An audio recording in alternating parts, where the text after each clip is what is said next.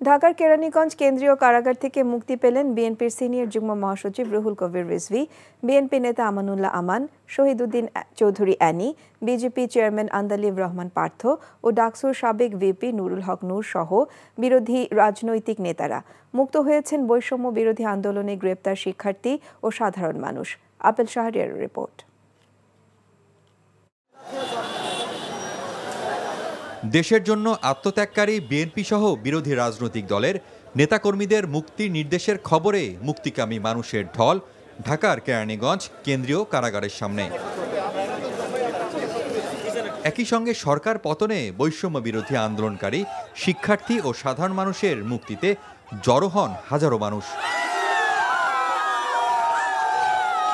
বুধবার বিকেলে কারাগার থেকে বের হন বিএনপির সিনিয়র যুগ্ম মহাসচিব রুহুল কবির রিজভী।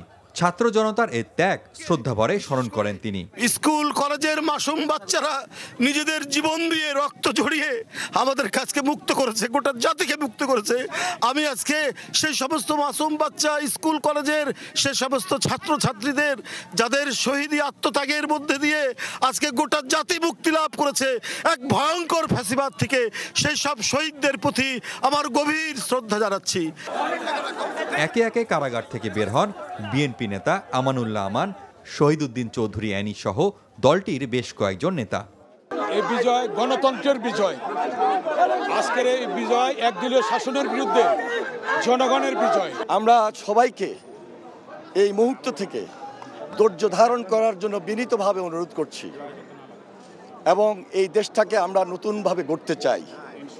আমি দেশনেত্রী বেগম খালেদা জিয়ার মুক্তিতে দেশবাসীকে অভিনন্দন জানাই।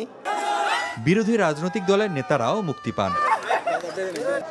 এই বৈষম্য বিরোধী ছাত্র আন্দোলনে এতগুলি মানুষ মারা গেছে, এটা তো আসলে আমাদের জন্য প্রচন্ড দুঃখজনক একটা ব্যাপার। এই ঋণ তো আসলে আমরা শোধ করতে পারবো না এবং এই রক্ত বিসর্জন দিয়ে তারা আমাদের যা উপহার দিয়েছে, এই দেশকে যা উপহার দিয়েছে, সত্যি কথা বলতে রাজনীতিবিদ হিসেবে তো আমরা তা দিতে পারি নাই।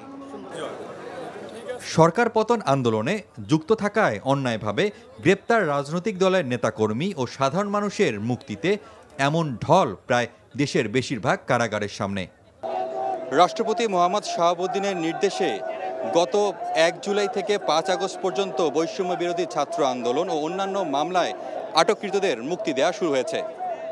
এরই মধ্যে বিএনপি সহ অন্যান্য রাজনৈতিক দলের নেতাদের যারা বের হয়েছেন তাদের কণ্ঠে ছিল একটি সুন্দর আগামীর বাংলাদেশ গড়ার প্রত্যয়। Apple Shahriar, NTV news, Dhaka কেন্দ্রীয় কারাগার, কেরানীগঞ্জ।